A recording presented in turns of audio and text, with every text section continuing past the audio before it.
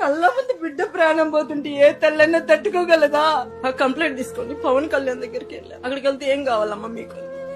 Sir మా పాప చనిపోయింది నారాయణ కాలేజీలో అని చెప్పి మేము అన్నాం. అంటే ఇప్పుడు మీ పాప చనిపోయింది కదా, ఇప్పుడేమన్నా మీ పాపని ఎవరన్నా తీసుకొచ్చిస్తారా? పాప చనిపోయింది కదా, ఇప్పుడేమన్నా మీ పాపని ఎవరన్నా తీసుకొచ్చిస్తారా?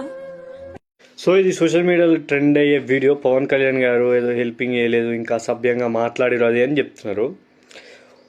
ఇప్పుడు మామూలుగా ఒక ప్లానింగ్ చేస్తే కూడా దానికి పర్ఫెక్ట్ ప్లానింగ్ ఉండాలి. ఎందుకంటే ఒకసారి ఈ వీడియో చూడండి. సినిమాలో మహేష్ బాబు కూడా పనికిరాడమ్మా, మా బాబు అంతా అందంగా ఉంటాడు. చూసిరు కదా ఎంత అమాయకంగా అబద్ధాలు చెప్పేస్తున్నారో.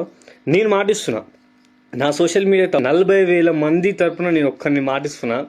మీ సమస్య ఏందో నాకు నిజంగా హానెస్ట్గా సాక్ష్యాలతో సహా పెట్టండి.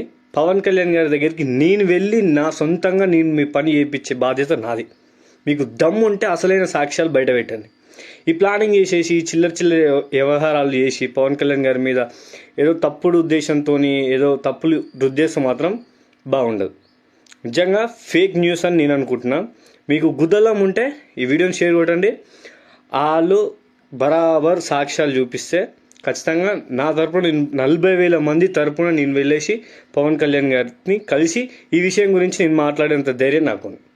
సో ఫేక్ న్యూస్లు